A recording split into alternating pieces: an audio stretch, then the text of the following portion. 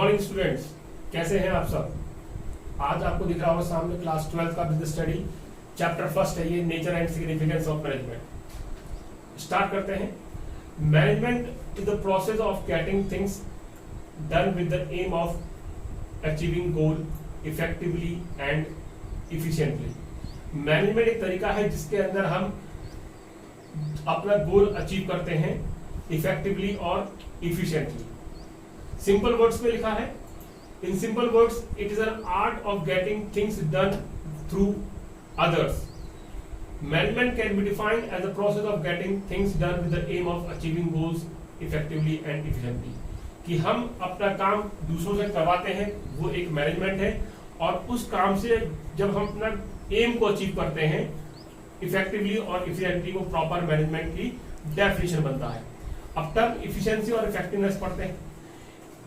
Efficiency means complete the task with low cost and less wastage of resources. Efficiency का मतलब होता है कि हम कोई भी टास्क कंप्लीट करें, कोई भी काम कंप्लीट करें विद लो कॉस्ट, कम लागत पर, and less wastage of resources, और रिसोर्सेज का भी कम नुकसान हो। Effectiveness means accomplishing the task. Effectiveness का मतलब होता है टास्क को कंप्लीट करना with in specified period of time period जितना भी आपको दे रखा उसके अंतर्गत आप काम समाप्त करते हैं, तो वो कहलाता है effectiveness. Although effectiveness and efficiency are different, ये दोनों चीज अलग तो है, यट दे आर इंटररिलेटेड, लेकिन ये फिर भी आपस में इंटररिलेटेड होते हैं।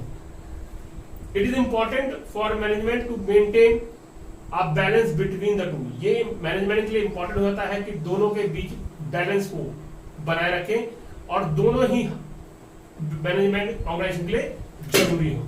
अब नेक्स्ट टॉपिक हम पढ़ेंगे characteristics of management. The first characteristics of management is goal oriented process.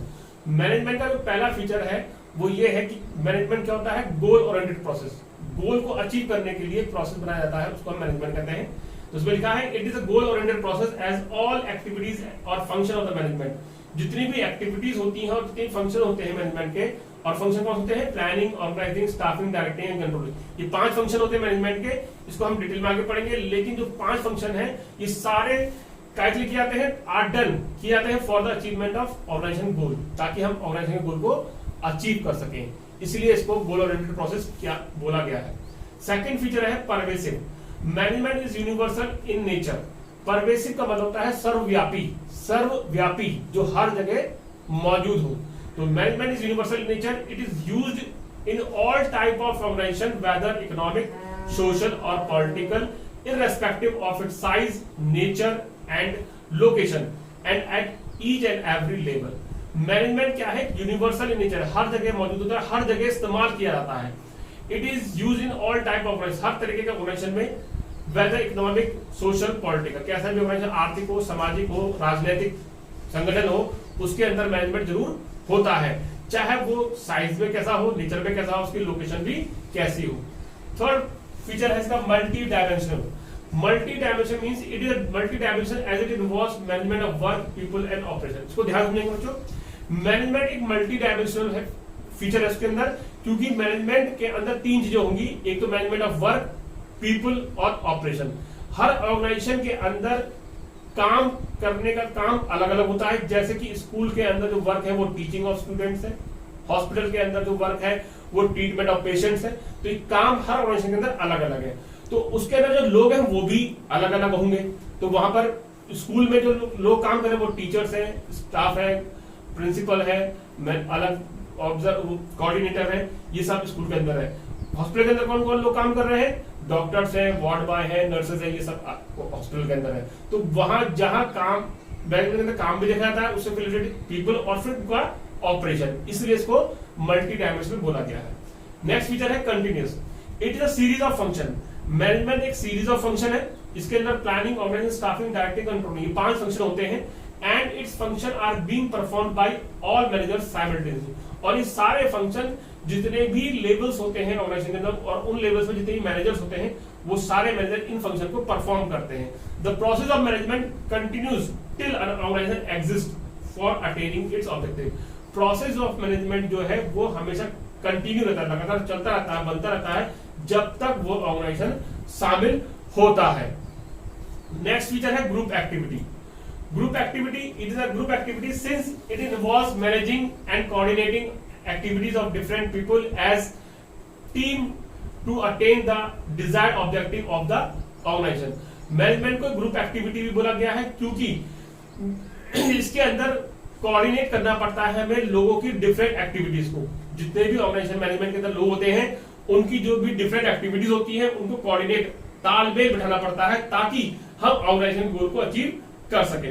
Next feature is dynamic function. It is a dynamic function as management has to make changes in goals, objectives and in other activities according to the changes taking place in the environment। जो कि आपका business environment है। Business environment क्या होता है? जहां पर business established है, जहां पर बिजनेस वर्क कर रहा है, उसके की जो सराउंडिंग है, ठीक है, उसको हम बिजनेस एनवायरनमेंट बोलते हैं। तो बिजनेस एनवायरनमेंट के अंदर जो भी चेंजेस, बदलाव आते हैं, ठीक है, उसके अकॉर्डिंग ही मैनेजमेंट अपने गोल्स को, अपने फंक्शंस को, अपनी एक्टिविटीज को बदलता है।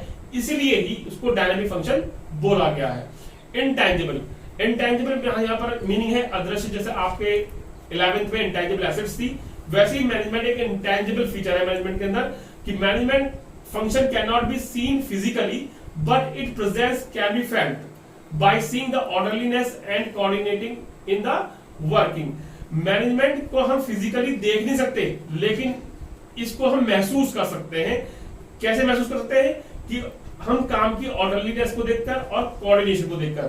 सपोज कीजिए अगर हम किसी फंक्शन में जाते हैं और वहां हर चीज सिस्टमैटिक है, बैठने की व्यवस्था ठीक है, प्रेजेंटेशन की जगह ठीक है, सब कुछ ठीक है, तो वहां पर हमें फील होता है कि यहाँ पर मैनेजमेंट प्रेजेंट है, मैनेजमेंट का काम सही चल रहा है। लेकिन अगर हम किसी ऐसी जगह गए जहां पर बैठने की व्यवस्था ठीक नहीं है, सिस्टमैटिक तरीके से काम नहीं हो रहा है, तो हमें लगता है यहाँ पर मैनेजमेंट अच्छा नहीं है। तो मैनेजमेंट को हमने वहां फिजिकली नहीं देखा लेकिन सिर्फ फील किया, इसलिए इसको इंटेंजिबल बोला जाता है। आगे बढ़ते हैं। ऑब्जेक्टिव्स। ऑब्जेक्टिव्स ऑफ मैनेजमेंट जो है वो 3 हेड्स में डिवाइड किया गया है। तो 3 हेड्स इसके हैं, organisation objective, social objective and personal objective. अब ऑर्गेनाइजेशन ऑब्जेक्टिव को डिटेल में पढ़ते हैं। Organisation objective divided to 3 parts, survival, profit and growth. Survival means by earning enough revenue to cover cost. Organisation का जो ऑब्जेक्टिव है वो क्या होगा? पहला सर्वाइव करना, जीवित रहना, बने रहना। अब हम मार्केट के अंदर कोई भी कंपनी है, कोई भी एंटरप्राइज है, वो तभी बना रहेगा जब वो इतना पैसा, रेवेन्यू इतना अर्न कर रहा है कि वो अपनी कॉस्ट को, लागत को कवर कर रहा है। कि सपोज करो अगर मेरी मैन्युफैक्चरिंग यूनिट है और मैं पेन बनाता हूं और पेन बनाने की कॉस्ट अगर 8 रुपए आ रही है, तो मैं कम से कम इतना रेवेन्यू, इतनी कमाई कर लूं कि मैं 8 रुपए अर्न कर लूं, तो ही मेरा ऑर्गेनाइजेशन सर्वाइव कर पाएगा।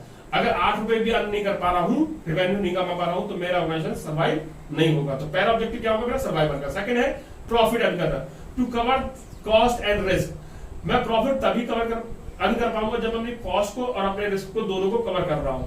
Got it?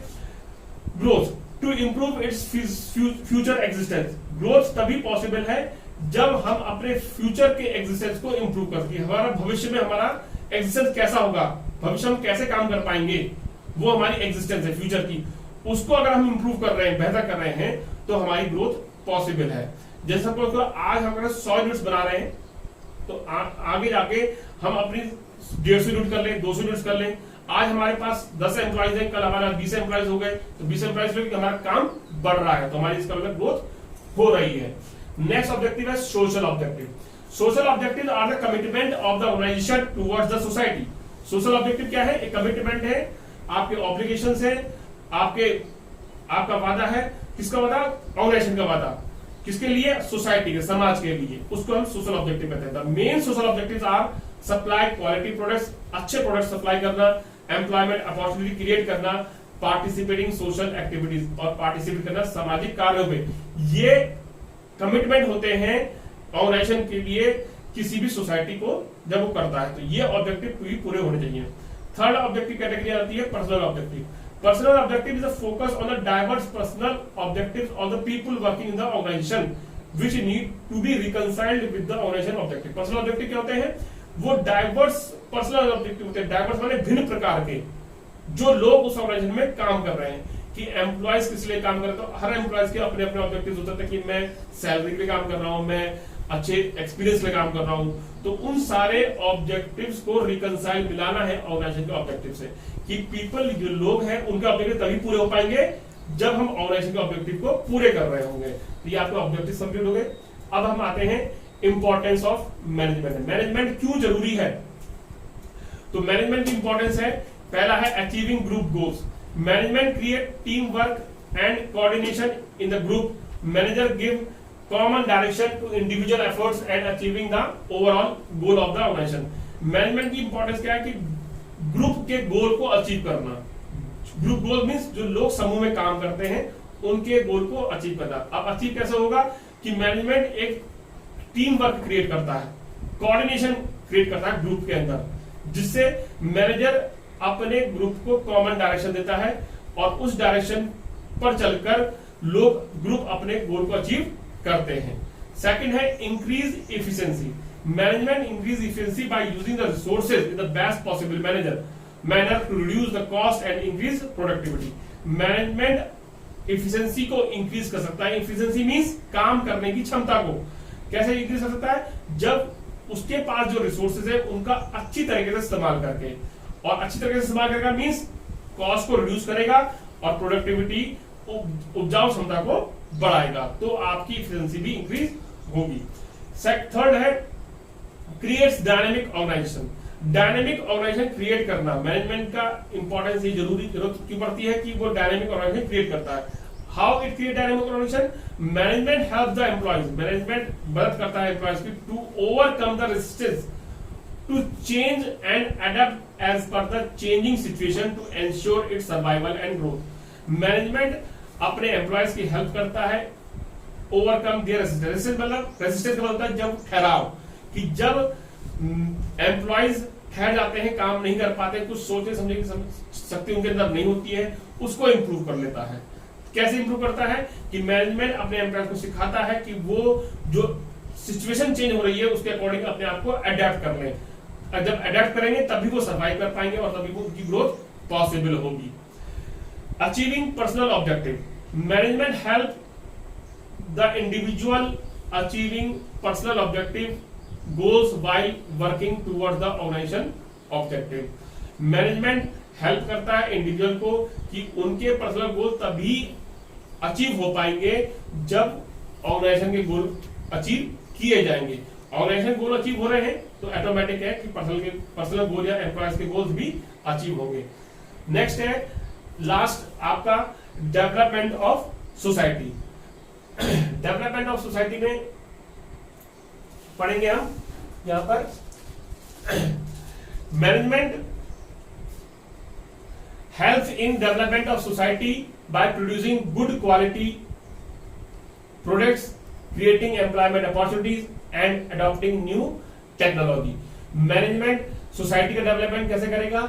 जब वो अच्छी क्वालिटी का प्रोडक्ट्स सप्लाई करेगा सोसाइटी को, एम्प्लॉयमेंट अपॉर्चुनिटी क्रिएट करेगा और न्यू टेक्नोलॉजी को भी अडेप्ट करेगा। जब न्यू टेक्नोलॉजी के सामान हमारे सोसाइटी में आएंगे तो सोसाइटी का डेवलपमेंट हो जाएगा।